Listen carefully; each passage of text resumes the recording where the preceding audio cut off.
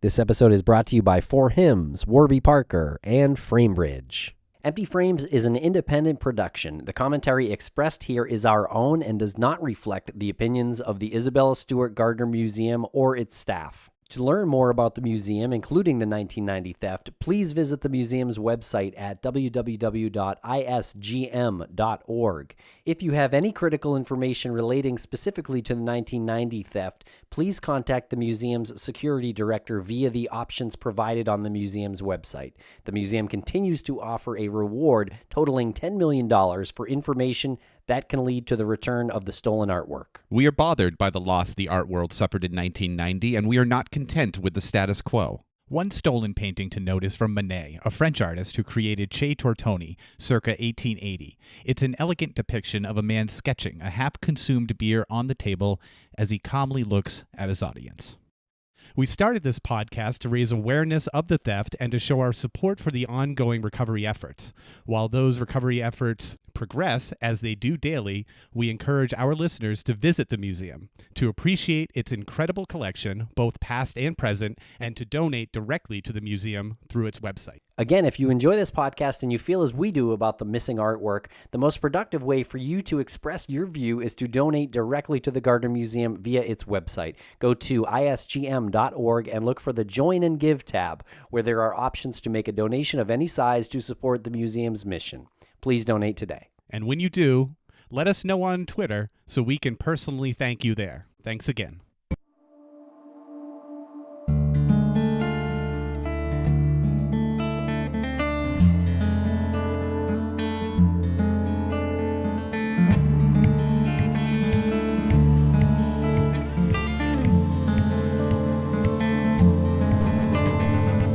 On March 18th, 1990, the most audacious art heist of all time took place at the Isabella Stewart Gardner Museum in Boston. Two men dressed as police officers were admitted into the building by security, claiming to be responding to a disturbance call.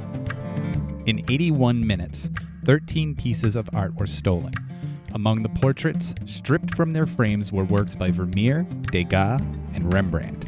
Estimated at $500 million, the heist has been categorized as the largest and most frustrating of all time. Theories of their whereabouts and those who perpetrated the crime are abundant.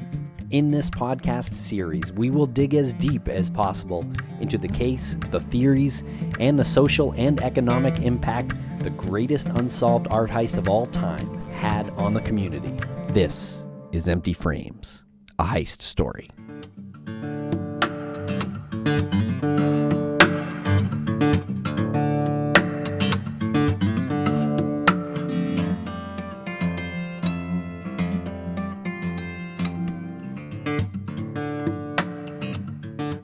Welcome back to Empty Frames. I am Tim here today with Lance in the Crawlspace studios. What's up, Lance? Oh, not too much. How are you today? Doing great. We have an interesting episode to bring our listeners today. For the bulk of the episode, we'll be talking to Brendan Ciecko, who is the CEO of Cuseum, whose project Hacking the Heist got a lot of publicity back in March around the time of the anniversary of the Isabella Stewart Gardner Museum heist. So we're going to play that in just a few minutes. But first, we wanted to bring these outtakes from our episode called Security Breach with Marj Galas, who worked at the Isabella Stewart Gardner Museum at the time of the heist, was not there that night, but worked there at that time and knew all the players involved, at least a lot of these people that we talk about, like specifically the two guards who were on that night. Randy and Rick. She spoke of both of them very highly, but what really gave our put our antenna up was that how highly she spoke of Rick.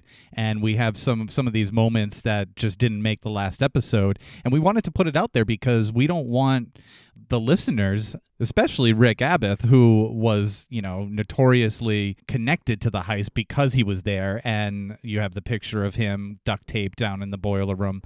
So we've heard that he listens to the show, and we don't want this to be an anti-Rick platform. It's certainly not by any means an anti-Rick Abath platform. Right, and I think when you start to look into the Gardner case, that's one of the immediate assumptions you jump to, and I think that's maybe something that we looked at, but we always took the point, well, if we could prove that he wasn't this inside source, then, we're really getting somewhere with the podcast. And I don't know that we're about to prove that he wasn't the guy, but personally, I don't think he was. There's kind of nothing to suggest that he definitely was the inside source. Right, other than him being there and letting them in. And the speculation of, well, if this was done so easily and people have gotten away with it for so long, there has to be an inside source, because that's just what your brain does when you try to put these things together and be your own detective on it. But we do have some just interesting things that when you dig into the old articles that were written about it, we had Mr. K send us a couple of articles that he found reread and found a couple of points in there that were interesting. One was from a 1992 New York Times article, which suggests that the Blue Room was a destination spot for any thief. And the quote was that there were 3 other paintings that normally hung there that were temporarily in the museum's laboratory for treatment. And that raises an interesting concept when you think about these 3 other paintings, that if the thieves knew were in there but didn't know that they were out for restoration, was there an inside source at all? Wouldn't the inside source say, don't even bother going in there, because those 3 paintings that have a significant value aren't there anymore? It just doesn't make much sense. Okay, so let's play these few minutes from our chat with Marj, and then we'll be back to wrap it up. You portrayed Rick in a very different light, I think, than most do. And I'm curious, do you think that the scrutiny of him is really misplaced? And if so, do you think there's anything he could do to kind of definitively establish his innocence? That's a curious thing. I don't know what Rick's life has been like, post that time. I think I've read that he lives in New Hampshire. It seems like he's married, maybe. He's a teacher, apparently. But it is interesting that it seems like he just doesn't want to answer any questions. Having the opportunity to have been a reporter, I've encountered those people that don't want to really do interviews because they've been misquoted or their comments have been misrepresented. And I even had an experience like that myself, where I just did this little article for someone and they misquoted me. It was kind of a minor point, but it did make me feel like, wait, that's not what I said. And now that makes me sound really stupid. So, I don't know if part of his reaction is just he's tired of the way that he's been portrayed and he just doesn't want to have any involvement with it anymore. It is unfortunate because of that, because of the way he's handling it. It does make it seem like, he's got something to hide maybe, or why isn't he just saying, this wasn't me? Or I guess with that tape with Larry, I guess the tape was brought to Rick to check out, and he didn't even want to look at it. He wasn't going to comment about who he thought the person was. So, I feel like he could do more, but again, I don't really know what his situation has been like since that time, and the different people that have been in touch with him, and the scrutiny about the Blue Room and the stolen painting from that room, and the fact that he was the last person on record in that room. So without really knowing much about him anymore, it's hard to say. It's such an interesting thing right now with the way people consume and regurgitate information. I think a lot of people, if they hear something or if it comes from a specific source, like this whole fake news, the term that Trump has made so popular, but there's an element to it that actually led to him being elected. People would post something, or someone would see, a friend shared this link. It's going to be, they shared it, so I'm going to share it. It's interesting, I'm going to share it, without really questioning, what's the content of this? Is this accurate? Who's reported it? Is this person a real reporter? Do they have that sort of background to be trusted, to can I feel like they've done their investigation and their due diligence and what they're presenting me as factual as possible.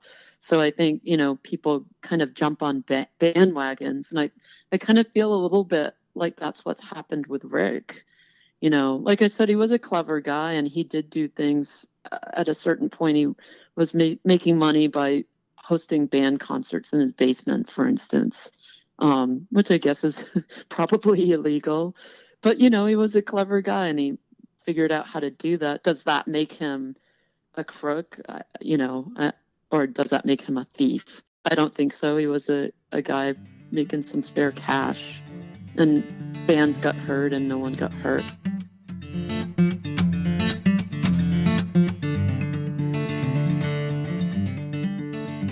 Lance, this Gardner art is a big problem, but you know what another problem is? Every time I think about the Gardner art, I feel like I'm losing my hair. You hit it right on the nose. 66% of men lose their hair by age 35. What are you, pushing 25? I mean, we got another, 10 or 9 years before we start to worry about something like that. But thing is, when you start to notice your hair loss, I'm going to say it's too late.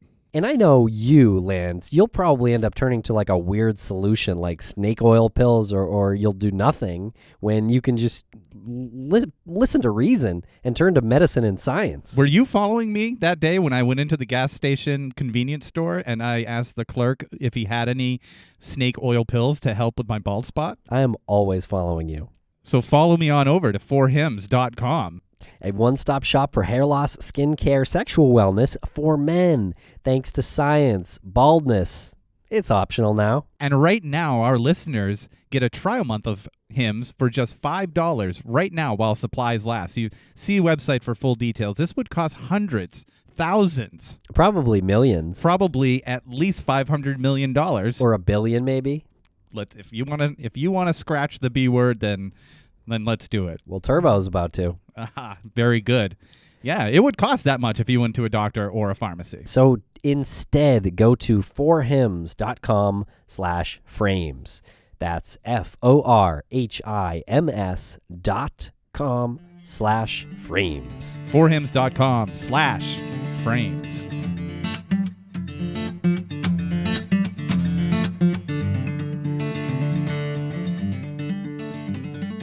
Okay, so I think that's pretty interesting stuff there from Marj, and I think she makes some good points. And it is totally possible that Rick has been unfairly treated by the media. And I want to add that, like we said before that clip, the only thing that even really kind of remotely suggests that Abath is guilty of being an inside source is this blue room motion detector that says none of the thieves went in there to get the Che Tortoni, but the Che Tortoni was taken out. Also, he let the thieves in, but they were dressed as cops. So if he was an inside source that had coordinated with these thieves, they wouldn't have to dress like cops. Exactly. That seems like a futile task, right? Sort of a frivolous thing, almost for fun. You'd be, because I mean the fact is that they were dressed like police officers, so that if he was an inside source and he knew that this was about to happen, that would mean that they only dress like police officers just for the thrill of it.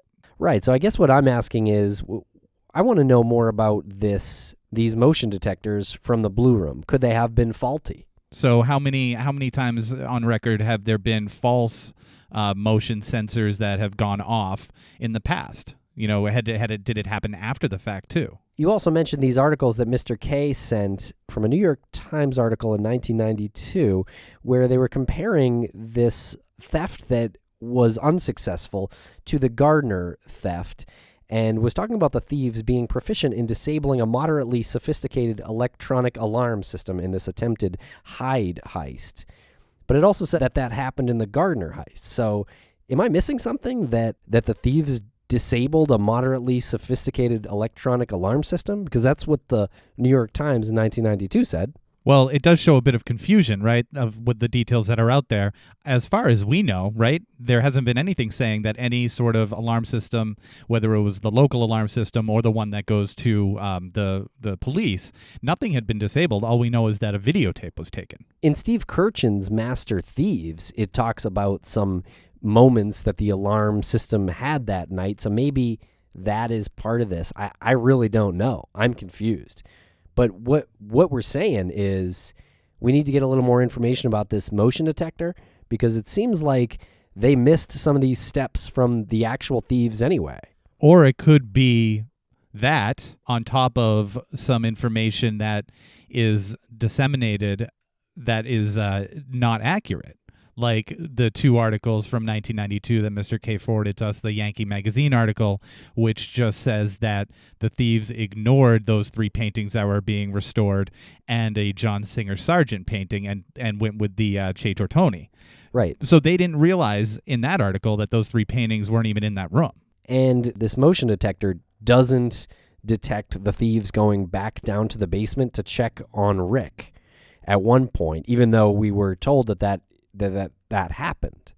So I guess I'm questioning the validity of these motion detectors. I just want to reiterate this, right? The devil can be in the details a lot of the times.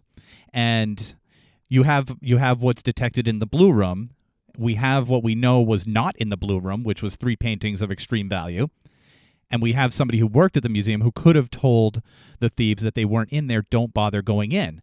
So the question is, if the 3 other paintings had been taken, if they were there, and they had been taken from the blue room, would Rick still be accused of removing the Che Tortoni himself? I don't know. Right? And in Marge's full interview, she mentions that if Rick did go into the blue room to take the Che Tortoni off the wall before the thieves arrived, which is sort of what the motion detectors suggest, that it would have been in the sight of Randy, the other guard. He would have had to have walked by him. It's not like the blue room is really far from where he would have been sitting. And as we know from the interviews that we've done with Marj and Jeffrey Rockwell, they communicated through the walkie-talkies pretty often when they were, especially on the overnight shifts. You almost wanted to do it just to make sure that the other person was still alert, was still with you. And if you're going through the museum, if you're leaving your security desk, you also know that the security video is being taken of you leaving the desk as well. It just doesn't. I know a lot of listeners might be thinking something happened behind the scenes where we were told to not talk about Rick in a negative light, but it's not that at all. It's just us getting as deep as we've gotten into this and looking at old articles and having discussions with Mr. K and our guests, including Marj, and then saying, well, yeah, some of these things don't make sense about him being an inside source, and we don't want to make it seem like we're anti-Rick. I don't know. We've done 11 episodes now, and we haven't found anything that points to him definitively, or any inside source definitively. In fact, actually, I think we've, if anything, uncovered the opposite. We've uncovered that something that could quite possibly be an outside source that hustled their way in and just checked out things on a surface level and then delivered that information back to whoever actually perpetrated the crime. So if you're confused by this conversation, rest assured we are too. But we are trying to get some more information out about these motion detectors, and we would love to hear from Rick Abath. So, Rick, if you are out there listening, please send us a note. We would love to talk to you as much as we can. And it can be off the record. It could be you chat with us via email, maybe a phone call. We figure out where to go from there. And say what you want and tell us not to use what you don't want us to use. Okay, so now we are going to play our interview with Cuseum CEO and founder Brendan Ciecko.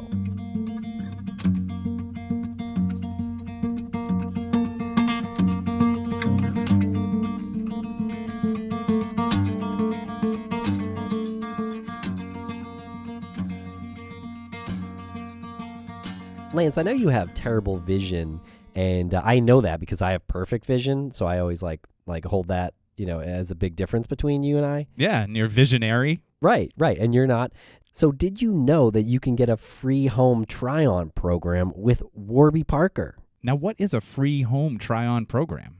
Well, it's when you order 5 pairs of glasses and try them on for 5 days, and there's no obligation to buy. It ships free and includes a prepaid return shipping label. Now, because I have such terrible vision, I can't read where you go to. Where do you go? Well, on your giant keyboard, just type in warbyparker.com/frames to order your free home try-ons today. Now, as you know, the other day I had a spill, and I was wearing my Warby Parkers that I've worn for years. And the Warby Parkers just couldn't stand up to the brick wall impact, and they broke. And I put a little message out there that I was sad that my old Warby Parkers had broken in my spill, And the nice people at Warby Parker shot me an email and said, we saw what happened. Looks like you guys had a good run. Here's some cash off for your next pair. Wow. True story. That's wonderful. Well, glasses start at $95, so hopefully they gave you $90 off. And that includes prescription lenses. Lenses include anti-glare and anti-scratch coatings, which is nice, but I imagine that brick wall probably scratched them up pretty good still. Scratch the hell out of them, really. But not the lenses. No, not the lenses. There was some blood on the lenses. So for every pair you buy, a pair is distributed to someone in need. Isn't that cool? So after you head to warbyparker.com/frames and place your home try-on order, make sure to download the Warby Parker app from the iTunes App Store. They built this awesome home try-on companion feature which allows you to quickly take photos wearing all the frames, stitch it into a video, and share it with friends and family to help you pick a winner. Do it in a Twitter poll. That would be the most fun way to do it. Make sure to tag empty_frames if you do that. So now that I can see clearly, I'm going to give that address one more time. You got to head to warbyparker.com/frames to order your free home try-on today. Don't run into a wall. Don't smash them.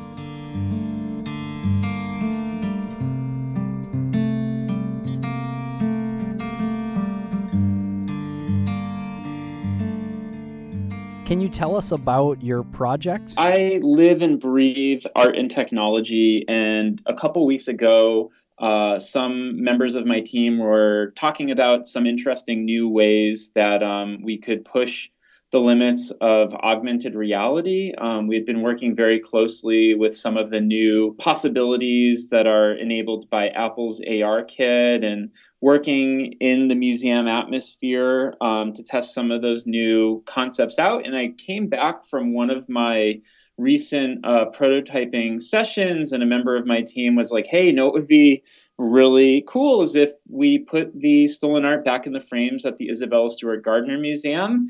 And, abracadabra, we gave it a shot, and it seemed to work. Yeah, it's a pretty cool project when you look at it.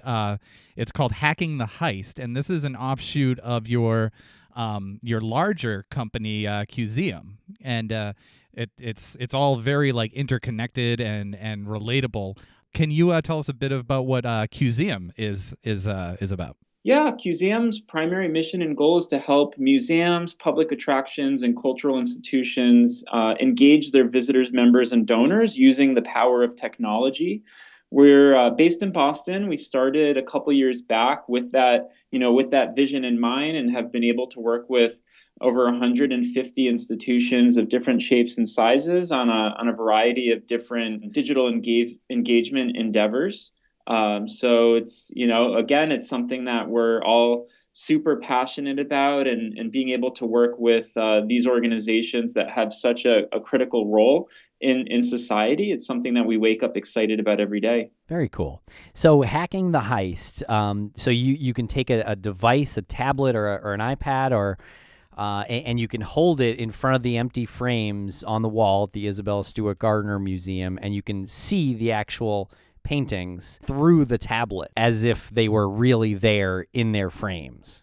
How do you view this if you go to the Isabella Stewart Gardner Museum? So this has all been an experiment, an independent experiment, kind of an R&D type of endeavor here at Cuseum. And so it's something that we never, we never intended to be publicly accessible. And of course, we would want to, make sure that the institution was endorsing that and comfortable with that. So at this point in time, it is not available for public access or consumption. And it's not something despite all of the interest from the public, it's not something that we have made public to date. But you can go to the website hackingtheheist.com, and you can see the results of this project, and then it will take you to Cuseum, and you can look at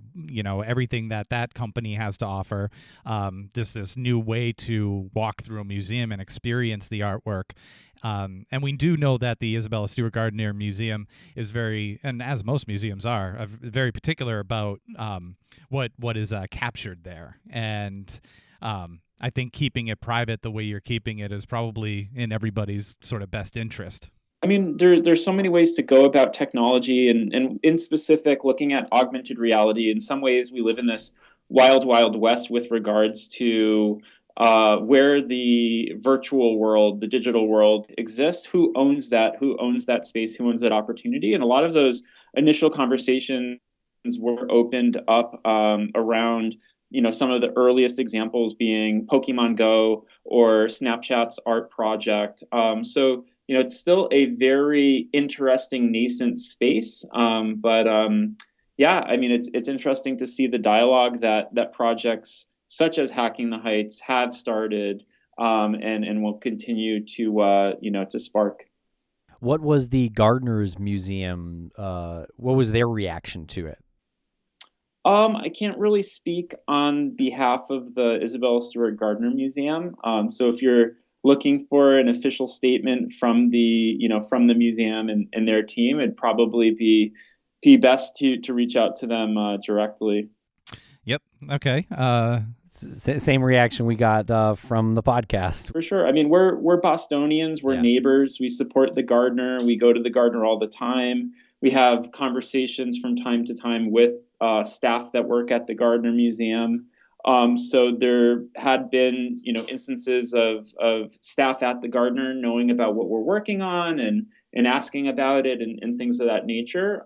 So that's kind of the unbiased reality of something like this. And when it comes down to the visibility of an experimental project, I mean, this is here to inspire people. It's here to showcase the new realities around what technology enables. Because I think for a lot of people, the idea of augmented reality is fairly abstract, and it's something that, from the top, Tim Cook, the CEO of Apple, has announced kind of his excitement around how this will transform the way we interact with education, the way we interact with the world around us. And so for us at Cuseum, we feel very strongly about creating experiences that are educational, that are enriching, that are tied to the world's culture. Maybe as compared to, you probably saw a couple weeks ago, like Street Fighter came out using augmented reality, and gaming certainly has a big splash in that space. So to create something that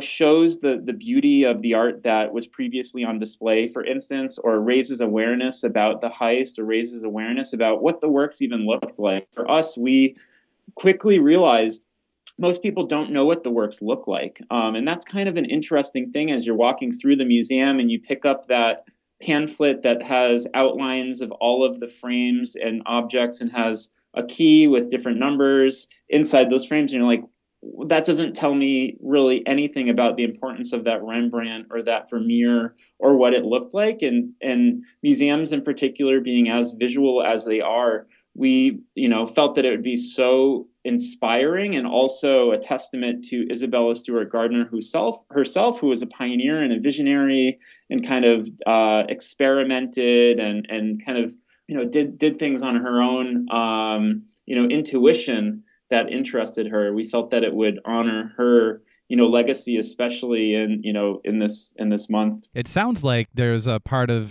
because you're a huge proponent of the arts, and you're a young person, and I get the sense that there was a bit of urgency to introduce, like, how do you introduce to a younger group of millennials? How do you introduce to them the beauty of this artwork, the tragedy of the stolen artwork, and then even the person who is Isabella Stewart Gardner? And I feel like your projects here are just a good marriage that brings together two worlds that probably, I guess, need to be brought together. Was that in your head when you were coming up with all of this? I mean, that's part of my my life's commitment right now is looking at the intersection of art and technology, and how museums need to adapt or die, and they need to look for new avenues to engage their audiences. And the reality is, the way people communicate, socialize, and see the world is through technology, is through their mobile device is through all of these different avenues. And so to be able to, capture the attention of various types of audiences, this isn't solely dedicated or geared towards a younger millennial audience. I think the beauty of something like this is that it's magical for people of all ages and demographics and education levels and technical literacy, because it's just very straightforward and simple. But yeah, it's something that we feel really strongly about, and you're seeing. I think it was it last week that the local NPR station did a piece about some of the steps that Boston's cultural institutions are taking to engage younger and more diverse audiences. And technology is a critical part of that, any way you slice and dice it. We come across a lot of people who, anybody comes across a lot of people who are, they're terrified of technology and computers, but Hacking the Heist and even what you do with Cuseum isn't much different from picking up a pamphlet while you're walking through a museum. You still have a reference. You're still looking at something right now. But what you're doing is just putting you also have your phone in your hand anyway. So people shouldn't be scared of this technology. It's not daunting. Every experience you have is mediated, whether it be walking through and reading interpretive text or holding up a pamphlet. It's completely mediated. The outlet for that mediation or that content is the thing that changes. So how did you test this technology? I think it was like a couple weeks ago, we even decided to try this out in the real world. I mean, we've been doing a lot of experimentation around augmented reality as of lately, and specific to this type of experiment, it was late on a Thursday during one of those late evenings where the Gardners open till like 8 or 9 o'clock, and I was at the office pretty late, and I'm like, you know what, I'm going to head over and see if this even is technically possible. Not to go too far down like the geek path, but a lot of the things around augmented reality are incredibly exciting, but at the same time technically challenging. And so there are some things that we needed to see if they're even possible around your device's ability to recognize a vertical surface, aka a wall, as well as an image, to be able to position an overlay in an environment with variable lighting that is super, super dim compared to other environments. And one of the key components to any of this AR stuff is light, to be able to achieve that. So we're like, will this even work? And headed over and saw that it worked really, really well, and then put it on the back burner because we're working on a bazillion projects at once, and then kind of hadn't touched it until a couple days before the anniversary. And then we're like, hey, like, I didn't even realize there was like a St. Patrick's Day party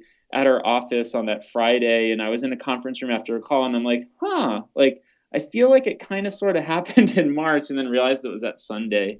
How long does it take to create one of the paintings that is augmented inside its frame? So from the visitor perspective, it's instant, but from the programmatic perspective, I mean, it takes several hours and testing and tweaking and seeing how all of the elements perform.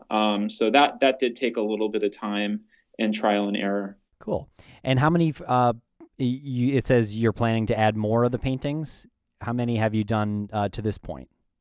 Yeah, so we focused on the two Rembrandts in the Dutch room, and the natural progression would be to have all of the works in the Dutch room taken care of. So of course the famous Vermeer, but we haven't really moved forward or had time to test that out. But it's something that hopefully we'll be able to jump on and experiment with. Yeah, so far, I mean, just looking at those two particular paintings has been an exciting journey.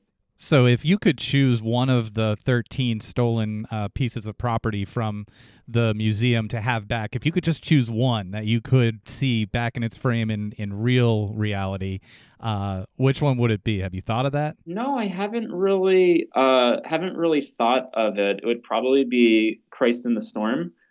just based on it being the only seascape that Rembrandt did. Yeah, it's really hard. It's really hard to say. I mean, I would defer to whatever Isabella Stewart Gardner would want returned if she were alive today. Yeah, I mean, that would be a huge triumph for the museum and for Boston and for the world to have back, in its collection.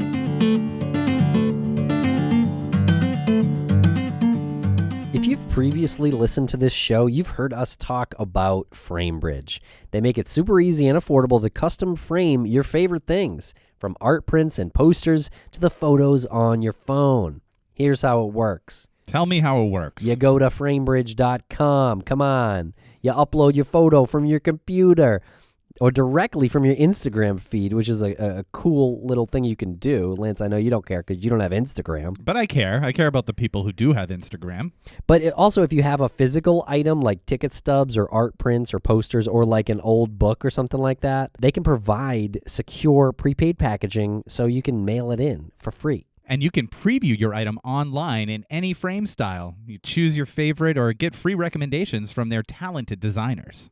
The expert team at FrameBridge will custom frame your item in days, not weeks or months. Get out of here with that.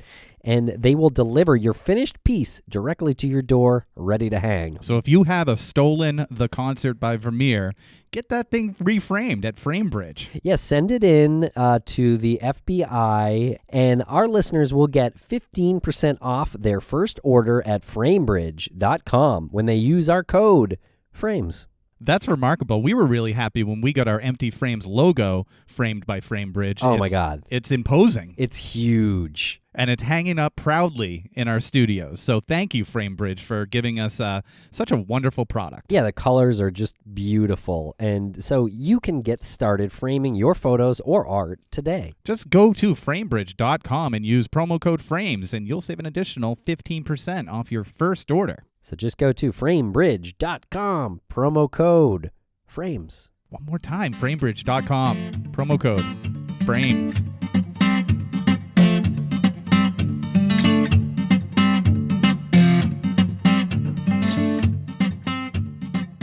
Are there any other projects like this that you have on the back burner? Anything that has to do with any other heists or stolen property, or you're keeping it local and keeping it to Boston for something like this? I mean, it's something we have a couple projects that we've been experimenting with just around visual culture and different interpretations of two-dimensional artwork and giving them a new dimension and a new purpose and a new capacity that people can access them in.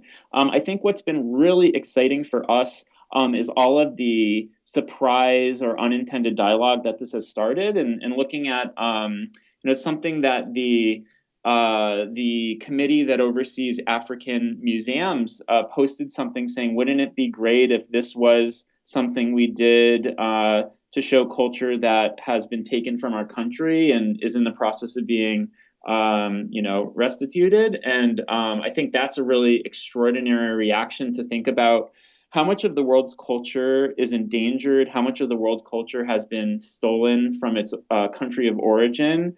I know I have a really strong reaction about art that was looted during World War II and some of the works that have not been returned or are still lost. And so, for anybody or any of your listeners who have seen Monuments Men or followed any of those stories that I feel are in the art news every other week, I think the idea of being able to show the works that were previously held in a nation's collection, or even just thinking about the work that was recently unveiled in London that was a recreation of a piece that was a sculpture that was destroyed by ISIS. I think it creates a dialogue around just how precious the world's culture is, and how even temporarily, I mean, the permanent solution to this stuff is to have the work returned to its rightful owners. But in the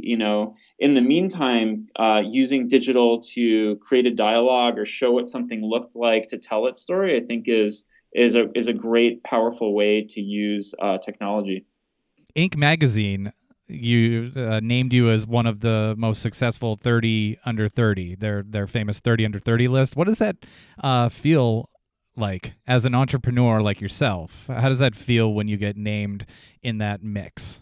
I mean, it's incredibly humbling and always feels a little undeserved. But it's something that I think there's this new energy around what young people are able to create. And I think, like a lot of young people, I see very few obstacles. And if we have an idea, or if I have an idea, we leap at the opportunity to engage in that idea and to bring it to life.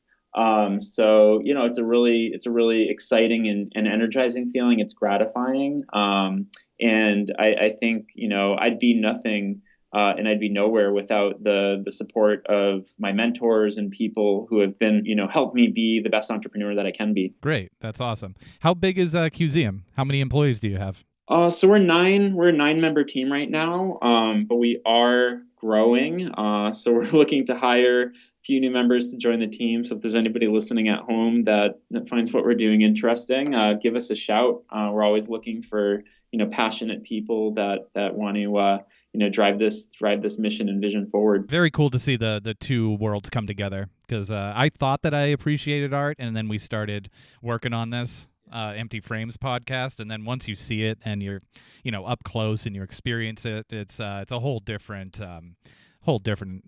world once you're like face to face with Van Gogh or something, or walking through Isabella Stewart Gardner's museum. It's nuts. So yeah, I mean, there's so many layers to the experience, and I think for most, like, we're first scratching the surface and finding our place and what connects with us and what we connect with. And then you get deeper and deeper and you realize, oh my God, there's so many layers to this onion. And then it becomes like a positive addiction to be like, oh, well, I wonder what he or she was thinking when they created this work of art. And I wonder who they were influenced by and what technique they used and what impact this had on the world around them. So I feel this, and you guys feel this, and it's a beautiful thing to be able to experience art, especially here in Boston, where we have such amazing museums and collections that are here for us. When did you first get into art? Like, when did you first realize that you were a fan of fine art? Yeah, so I kind of my story, like I'm the middle child of 5 children. My mom drives a school bus and my dad is a plumber, and we didn't really go to museums. We didn't really go to Disney World either, but it wasn't something that we talked about. It wasn't something that we did. But my interest in design, I don't know what it was. I do know my parents encouraged me to draw. And that was something that was always important to me. If you asked me when I was 8 or 9, I wanted to be an animator or a cartoonist or an illustrator. And that evolved into an interest in design. And so my interest in the fundamentals of design evolved into kind of pop art and maybe street art. So I remember maybe being 12 or 13 and being at a punk rock show and seeing something that Shepard Fairey designed, maybe for an album cover or poster, and went home and kept thinking about it and needed to find out more about it, and saw, wow, this is actually considered art. And here are some other artists that influenced this creator, this designer, this artist. And then that started to evolve into an interest in more specifically going to museums. So I must have been 16 or 17. I remember being really interested in Roy Lichtenstein and having the opportunity to paint a mural at my high school that used our school's mission statement. And in the speech bubbles, we would have each of the fundamentals of that mission statement. And for me, it was kind of I knew at that point I was interested in modern art and contemporary art to some extent, although not knowing, how, the depth and breadth of that world. As I started to have freedom as an adult, I started going to more and more museums. And that is what really opened my eyes, this experience of walking through and having a new world open up to you that when you were little, you didn't really have exposure to, you didn't really feel that there was a place for you there. And I think especially being in Boston and having the access that I do has been really eye-opening, just to see the beauty and the importance and all of that. So art has definitely kind of impacted me as a person, where I think of myself as being very, having a very sharp eye for aesthetic and an appreciation for aesthetic. And that's something that developed, I think, later in my teenage years and earlier in my 20s. Thank goodness there are people like you who are shaking the cobwebs off what is perceived to be like a stuffy institution of museums, because they're not. They're very riveting, and they're very thought-provoking. But we were nervous that there would be a contingent of people who would just think that, you hear the word museum and you kind of start to, it just feels stuffy. Because it's, if you don't know, if you're not, if you're not part of that world, if you haven't really experienced it firsthand, which you really have to do, and what you do is a great, like I keep saying, it's a great integration between the two worlds. Yeah, thank you. I mean, you can either look at museums as a traditional sanctuary, and when you look at them that way, you're isolating a huge portion of the population, or you can look at them as a playground for new ideas, or a center for community, or a center for innovation, or a hub for different walks of life and perspectives. And I think, most institutions, at least at some degree, have had conversations or made efforts to align more with that latter concept. And so it's something that the sector talks about more and more as demographics change, as the environment change, as attitudes towards art and culture and things of that nature evolve. So yeah, I mean, something I'm super excited to see the evolution in. Baby, here I am, I'm a man on the scene. I can give you what you want, but you got to come home. Thank you very much for listening. Follow us on Twitter at empty_frames. Empty Frames is a co-production of Crawlspace Media and Audioboom, with original music by Jared Jansen.